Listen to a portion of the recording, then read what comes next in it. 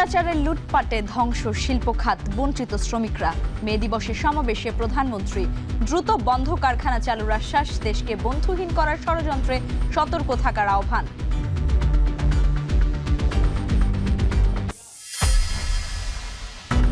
শ্রমিক আন্দোলনে ভাগ্য বদলায় না, শ্রমিকের লাভবান হন নেতারা। সমাবেশে জামায়াতের আমির প্রবাসী শ্রমিকদের কল্যাণে দূতাবাসকে সক্রিয় হবার আহ্বান।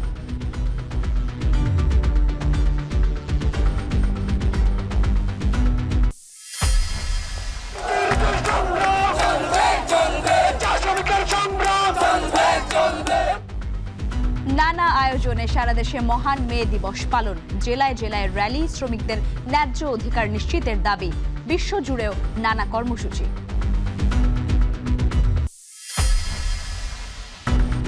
এখনো পানির নিচে হাওরের অনেক ফসলি জমি। বৃষ্টি কমায় কিছুটা স্বস্তি, বাকি ধান কাটা মাড়াইয়ে কৃষকের ব্যস্ততা, শ্রমিক সংকটে ভোগান্তি।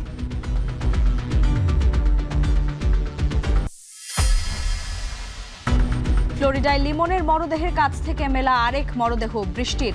নিখোঁজের 15 দিন পর জানা গেল ডিএনএ পরীক্ষায়। দেশে পাঠানোর প্রক্রিয়া শুরু।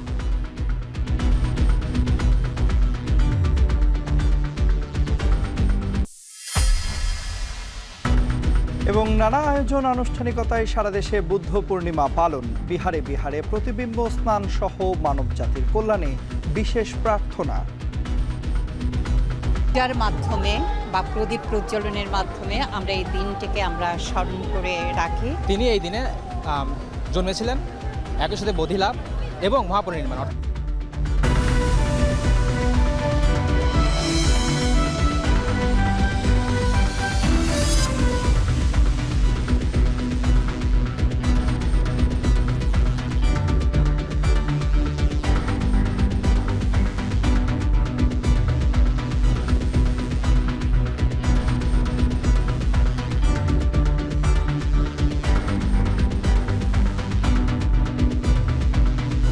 এখন সন্ধ্যায় পুরো আয়োজন জুড়ে সঙ্গে আছি আমরা দুজন। আমি লাইবা জান্নাত এবং আমি তন্ময় কুমার রায়। আজ মহান মে দিবস, সবাইকে মে দিবসের শুভেচ্ছা।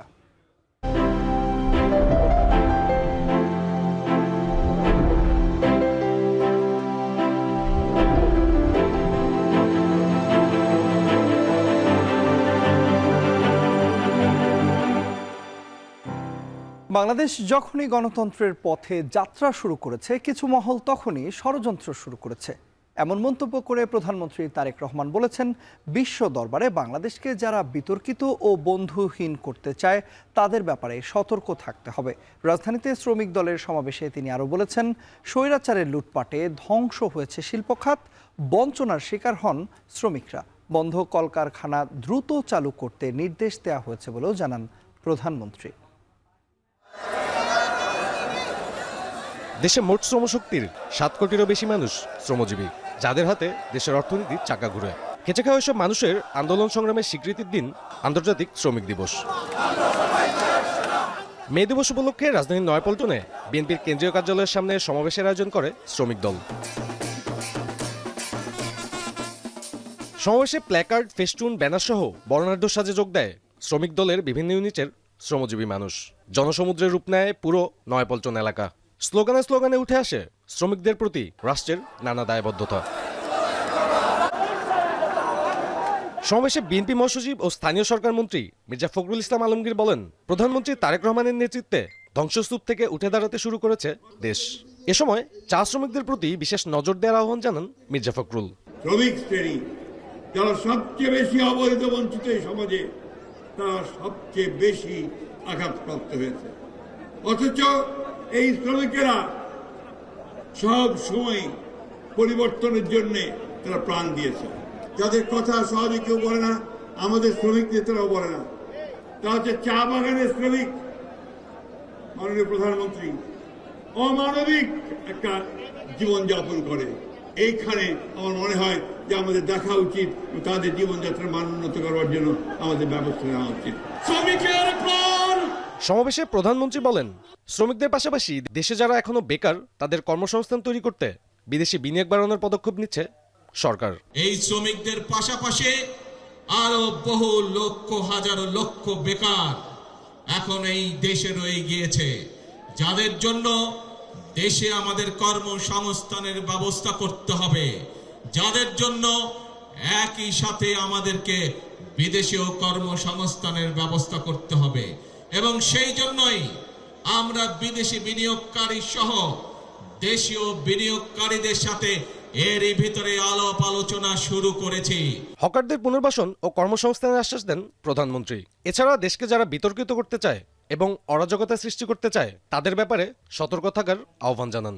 বাংলাদেশ যখনই গণতন্ত্রের পথে যাত্রা শুরু করে, কিছু মহলের সেটি পছন্দ নয়, এবং সেই সকল মহল যারা চায় না বাংলাদেশের মানুষ তার ভাগ্য পরিবর্তনের জন্য পরিশ্রম শুরু করুক, তারা চেষ্টা করছে এখন বিশ্ব দরবারে প্রথমে বাংলাদেশকে বিতর্কিত একটি অবস্থানে নিয়ে যাওয়ার জন্য। তারা চেষ্টা করছে বিশ্ব দরবারে বাংলাদেশ যাতে বন্ধুহীন হয়ে পড়ে, কিন্তু বিশ্ব দরবার দেখছে বর্তমান সরকারের পেছনে বাংলাদেশের মানুষের, জনগণের সমর্থন রয়েছে। যাদের ঘামে গড়ে উঠেছে আজকের সভ্যতা, স্বাধীনতার 55 বছর পরও নিশ্চিত হয়নি তাদের অধিকার। অধরাই থেকে গেছে শ্রমিকদের ন্যায্য মূল্যায়ন। আজকের এই সমাবেশ থেকে দেশের সরকার প্রধান স্পষ্ট বার্তা দিচ্ছেন, শ্রমিকদের অধিকার নিশ্চিতে এই সরকার বদ্ধপরিকর। সাব্বির রোজ, এখন নয়াপল্টন, ঢাকা। রাজপথের পাশাপাশি সংসদেও শ্রমিকদের অধিকার আদায়ে লড়াই চালিয়ে যাবে জামায়াতে ইসলামী। মে দিবসে শ্রমিক সমাবেশে একথা বলেন জামায়াতের আমির ও বিরোধী দলীয় নেতা ডাক্তার শফিকুর রহমান। বিদেশে নিযুক্ত বাংলাদেশের দূতাবাসগুলোকে শুধু কর্মকর্তা আর কর্মচারীদের ভরণ পোষণের জন্য প্রতিষ্ঠা করা হয়নি বলেও মন্তব্য করেছেন তিনি। এছাড়া রাজনৈতিক অঙ্গীকারগুলো বাস্তবায়নের প্রতিও জোর দেন। মেহরাব সুমনের রিপোর্টে দেখব বিস্তারিত।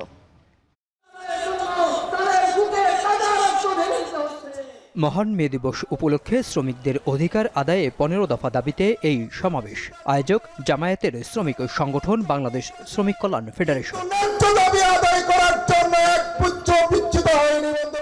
সমাবেশে জামায়াতে ইসলামীর সেক্রেটারি জেনারেল মিয়া গোলাম পরোয়ার বলেন, দেশের অর্থনীতি এগিয়ে নিতে মালিক শ্রমিক বৈরিতা ভুলে সবাইকে একসাথে কাজ করতে হবে। মালিক আর শ্রমিকের মধ্যে শত্রুতা নয়, সৎ মালিক সৎ শ্রমিক বন্ধু হয়ে উৎপাদন অর্থনীতির চাকা ঠিক রাখবে, আবার শ্রমিকের প্রয়োজন পূরণ করার ন্যায্য মজুরি তারা অর্জন করবে।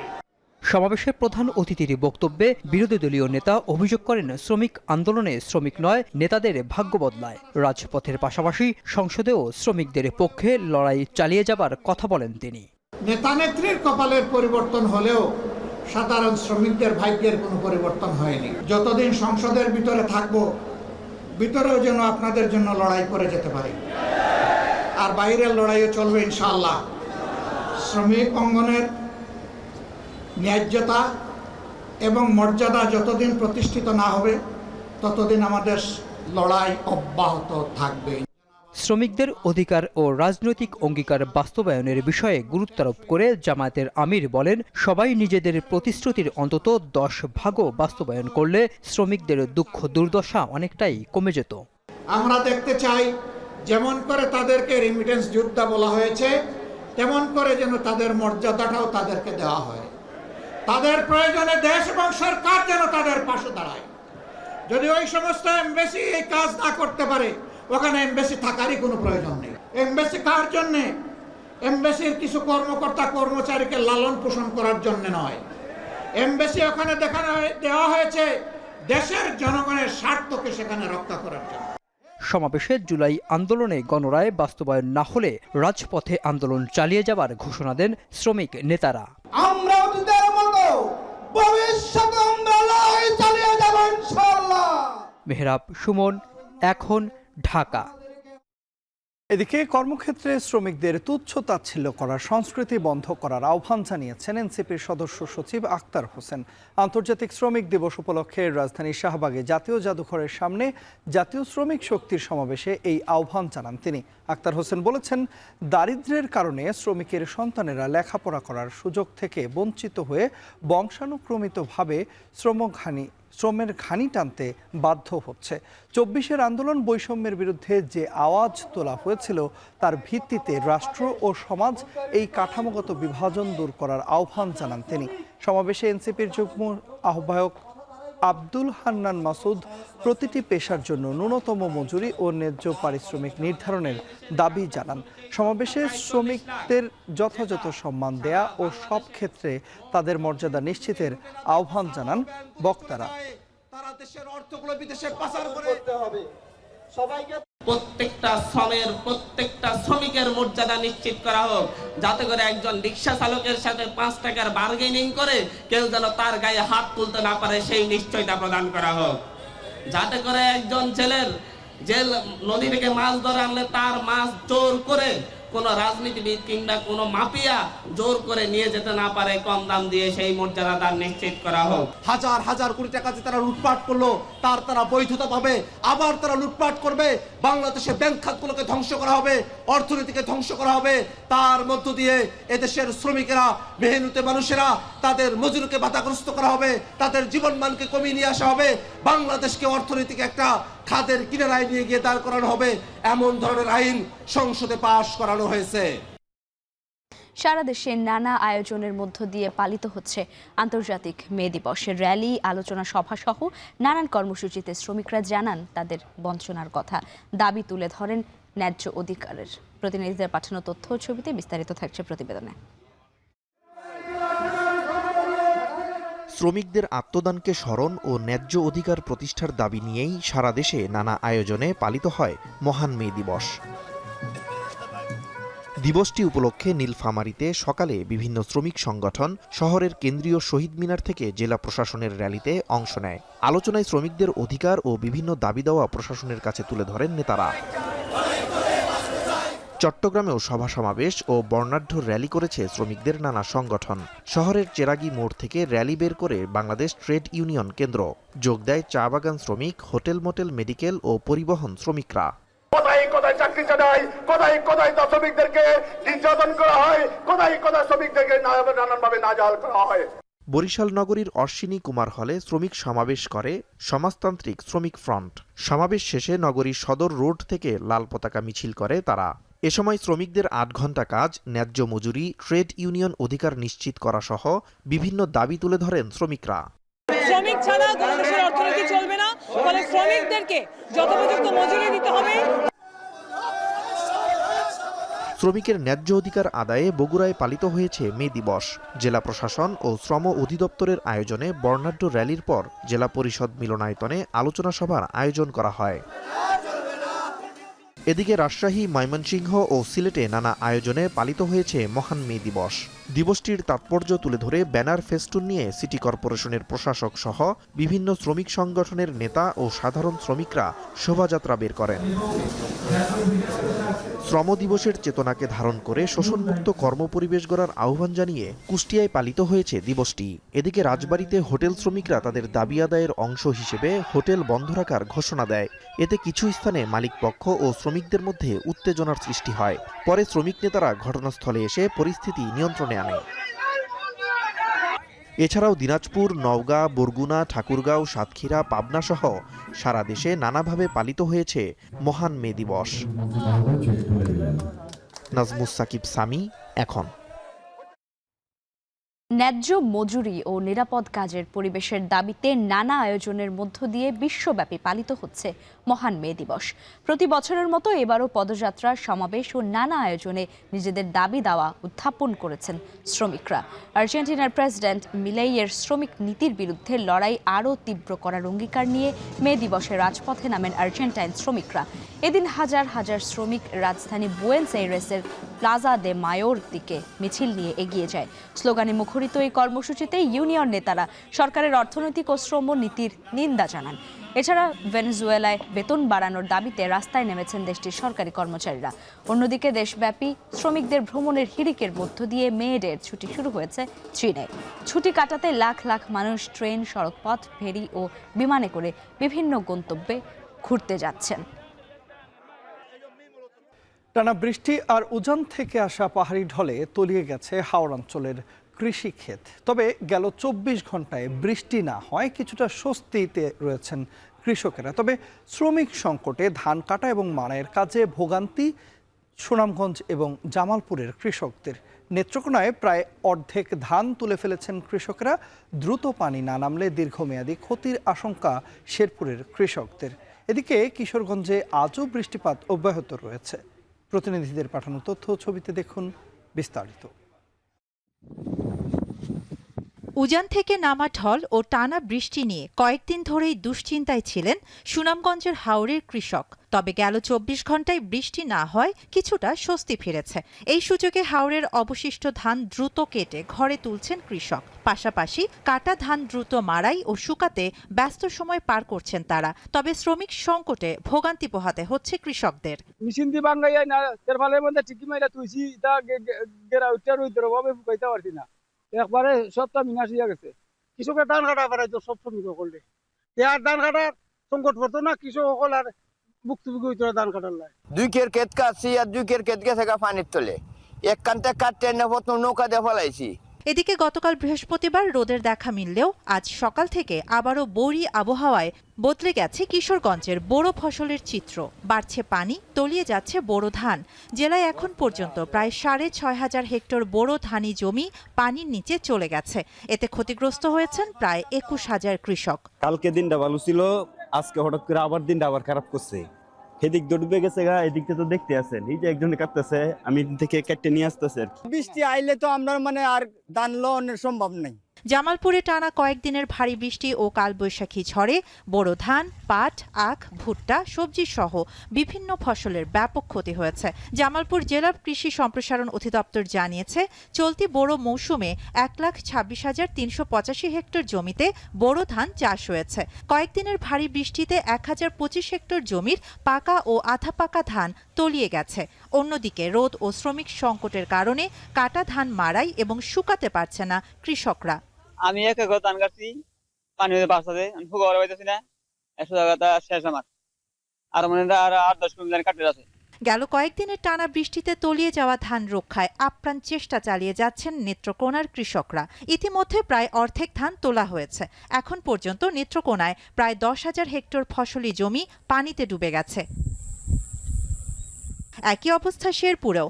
টানা ভারী বর্ষণ এবং কালবৈশাখী ঝড়ে বোরো আবাদের ব্যাপক ক্ষতি হয়েছে। কৃষি বিভাগ জানিয়েছে, এখন পর্যন্ত 250 হেক্টর জমির ধান কোথাও আংশিক এবং কোথাও পুরোটা পানির নিচে রয়েছে। কৃষকেরা আরও জানিয়েছে, দীর্ঘ সময় পানির নিচে থাকার কারণে ধান বিক্রি ও খাওয়ার অনুপযোগী হয়ে পড়েছে। পাশাপাশি নিচু জমির ধান গাছ পচে নষ্ট হওয়ায় গোখাদ্যের সংকট দেখা দিয়েছে।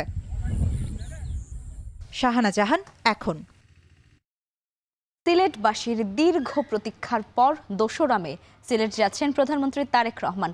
প্রধানমন্ত্রীর এই সফরকে ঘিরে পুরো সিলেটে সাজ রব। সাধারণ মানুষের আগ্রহের কেন্দ্রে এখন নাগরিক উন্নয়ন, গ্যাস সংকট নিরসন, ঢাকা সিলেট মহাসড়ক সহ ভঙ্গুর রাস্তাঘাটের উন্নয়ন এবং বিমানবন্দরের যাত্রী সেবার মান উন্নয়নের নতুন প্রধানমন্ত্রীর কাছে অনেক প্রত্যাশা সিলেটবাসীর। বিস্তারিত গোলজার আহমেদের প্রতিবেদনে। নির্বাচনের পর প্রধানমন্ত্রী হিসেবে 2 মে বিভিন্ন কর্মসূচি নিয়ে সিলেটে আসছেন বিএনপির চেয়ারম্যান তারেক রহমান। তার আগমনকে কেন্দ্র করে ইতোমধ্যে শহরকে নতুন রূপে সাজানো হচ্ছে, মেরামত হচ্ছে নগরীর রাস্তাঘাট, রংতুলিতে রাঙানো হচ্ছে ফুটপাত সহ বিভিন্ন স্থাপনাকে।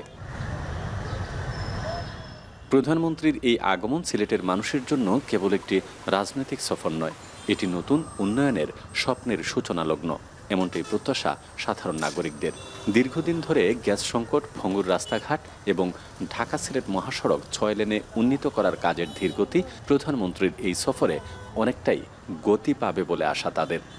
গ্যাস, তারপর থেকে রেল ব্যবস্থা উন্নতি করা, ট্রেনের তো সংকটও আছে, প্লেনে যাওয়ার সময় অনেক সময় অনেক ত্রুটি আছে ঢাকা সিলেট ঢাকার। আমাদের দীর্ঘদিনের দাবি সিলেট ঢাকা মহাসড়ক 4 লেনের, ওইটা যদি আমাদের একটু দেখে যান।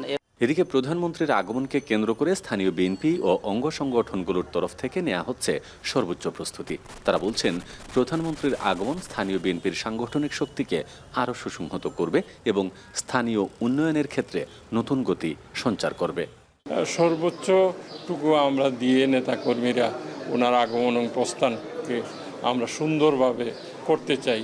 আমাদের মাননীয় প্রধানমন্ত্রীর এই আগমনের মধ্য দিয়ে সিলেটের মানুষ গত ১.৫ দশক কাঙ্ক্ষিত এবং উন্নয়নের ক্ষেত্রে সেই প্রত্যাশিত সিলেট আমরা পাবো, এটি আমাদের প্রত্যাশা। আমরা সিলেটবাসী আশান্বিত, উনি আসার পরে আমাদের বিশেষ করে সিলেটের সাথে ঢাকার যে যোগাযোগ ব্যবস্থা, স্থলপথ, আপনার আকাশপথ, সবগুলোতে যাতে রেলপথ, আমাদের যোগাযোগ ব্যবস্থাটা কিভাবে হবে উনি একটা দিয়ে যাবেন। সিলেটে প্রধানমন্ত্রীর কর্মসূচির মধ্যে রয়েছে সকাল ১১টায় জলাবদ্ধতা নিরসনে সিটি কর্পোরেশনের গৃহীত প্রকল্পের উদ্বোধন, বেলা ১২টায় বাসিয়া খাল খনন এবং বিকেল ৩টায় নতুন কুড়ি স্পোর্টস ২০২৬-এর উদ্বোধন। গুলজার আহমেদ, এখন সিলেট। ১৯৭১ সালে জামায়াত ইসলামী মুক্তিযুদ্ধের বিরোধী শক্তি, এটা পার্লামেন্টে আইন পাশের মধ্য দিয়ে প্রতিষ্ঠিত সত্য হয়ে গেছে, একথা বলেছেন আইনমন্ত্রী মোহাম্মদ আসাদুজ্জামান। সকালে ঝিনাইদহ জেলার শৈলকুপা উপজেলার মে দিবসের আলোচনা সভায় প্রধান অতিথির বক্তব্যে এসব কথা বলেন তিনি। তাদের পূর্বসূরীরা মুক্তিযুদ্ধের সময় বাংলাদেশের বিরোধিতা করেনি, সেইটা বলার আর কোনো নৈতিক জায়গা জামাতের নাই। তৎকালীন জামাতে ইসলাম মুক্তিযুদ্ধের বিরোধিতা করেছিলেন, স্বাধীনতার বিরোধিতা করেছিলেন। আমরা যখন বিলটি পার্লামেন্টে আনলাম তখন জামাত ইসলাম এই বিলের বিরোধিতা করেনি। জামাত ইসলাম এই বিল পাস করার থেকে চুপ করেছিলেন, মৌনতা সম্মতির লক্ষণ। আর এনসিপি লিখিতভাবে এই বিলের পক্ষে সরকারের সাথে অবস্থান নিয়েছিল। নারায়ণগঞ্জে পুলিশের উপর হামলা করে অস্ত্র ছিনতাইয়ের ঘটনা ঘটেছে। এ ঘটনায় এক পুলিশ সদস্য গুরুতর আহত হয়েছেন। পরে অভিযান চালিয়ে ছিনতাই হওয়া অস্ত্র উদ্ধার করেছে পুলিশ। শুক্রবার রাত 2:45টার দিকে বন্দর থানার চৌধুরী বাড়ি এলাকায় এই ঘটনা ঘটে। পুলিশ জানায়, জরুরি সেবা 999-এ কল পেয়ে ঘটনাস্থলে গেলে একটি সন্দেহভাজন বাড়িতে অভিযান চালায় টহল টিম। এ সময় ভেতরে থাকা দুর্বৃত্তরা দেশীয় অস্ত্র নিয়ে পুলিশের উপর হামলা চালায়। হামলায় এএসআই সোহেল ও কনস্টেবল ফয়সাল সহ 2 পুলিশ সদস্য গুরুতর আহত হন। এক পর্যায়ে দুর্বৃত্তরা পুলিশের একটি শটগান ছিনিয়ে নিয়ে পালিয়ে যায়। আহতদের হাসপাতালে ভর্তি করা হয়েছে। জিজ্ঞাসাবাদের জন্য একজনকে পুলিশ হেফাজতে নেওয়া হয়েছে। এর আগে গত মার্চেও নারায়ণগঞ্জে পুলিশের উপর হামলা করে অস্ত্র ছিনতাইয়ের ঘটনা ঘটে।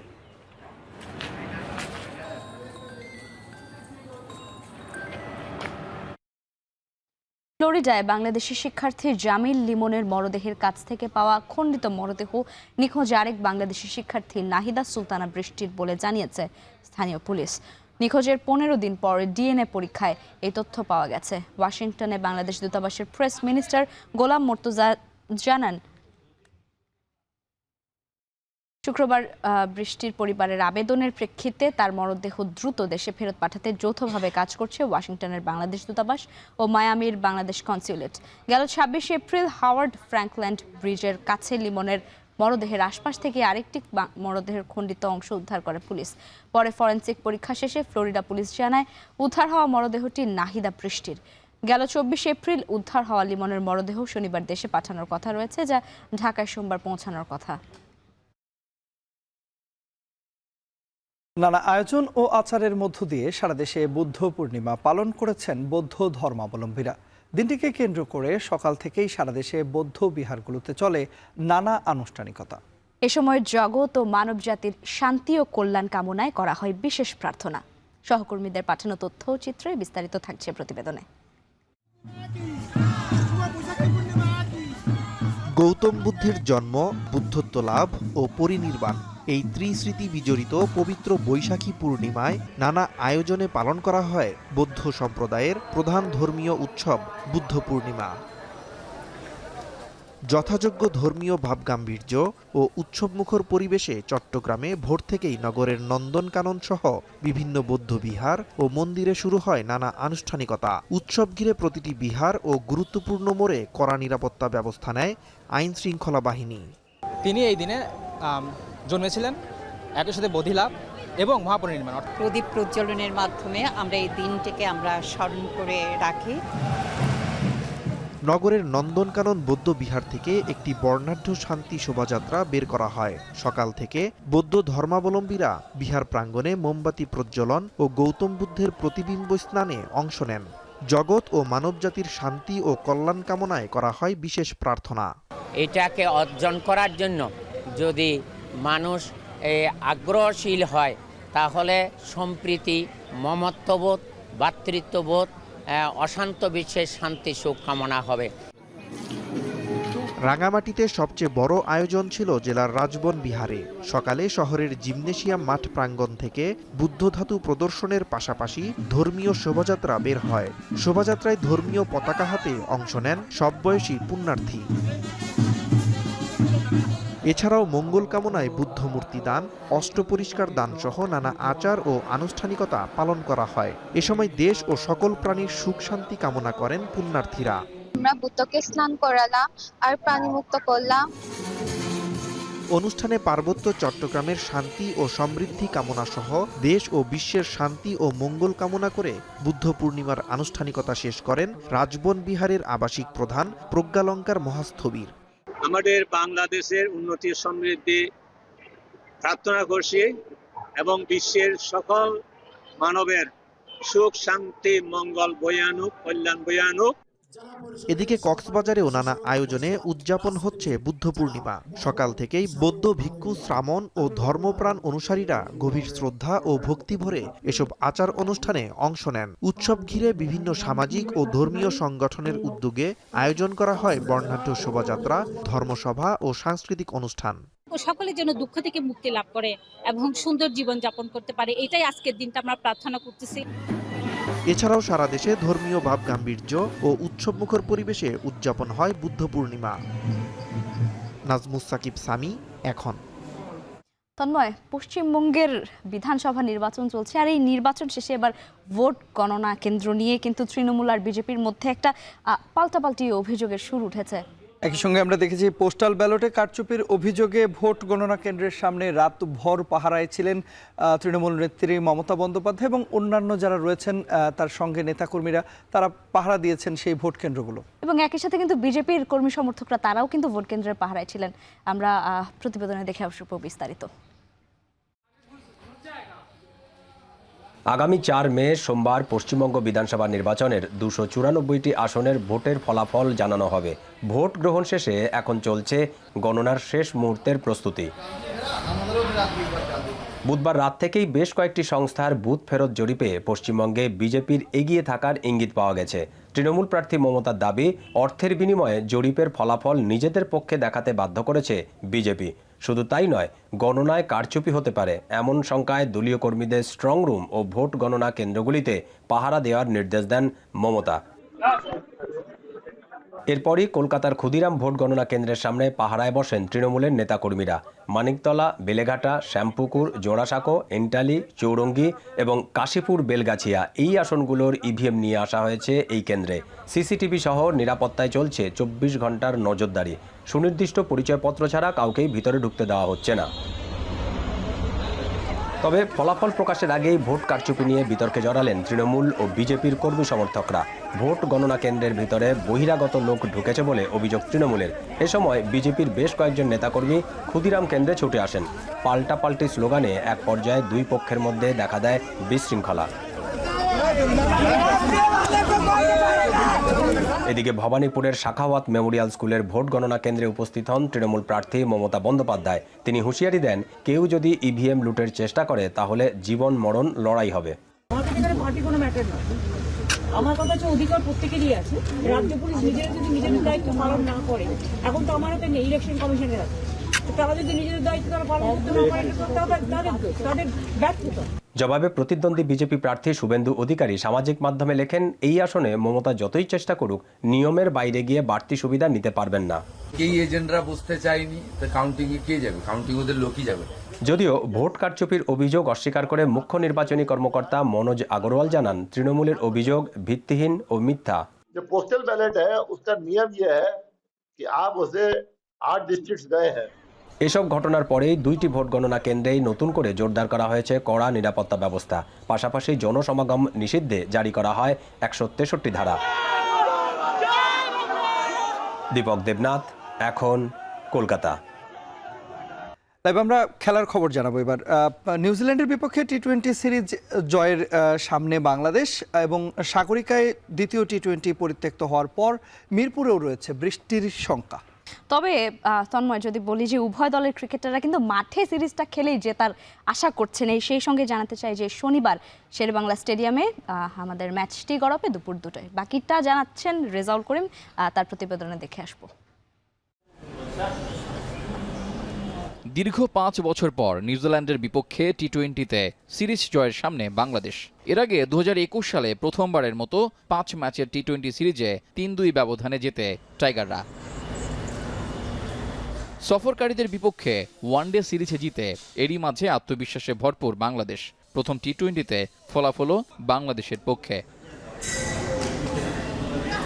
ম্যাচের আগে সংবাদ সম্মেলনে মাঠের খেলার মতো রিদমে ছিলেন শামীম পাটোয়ারি। জানিয়েছেন ক্রিকেটাররা তাদের সেরাটা দিতে বদ্ধপরিকর।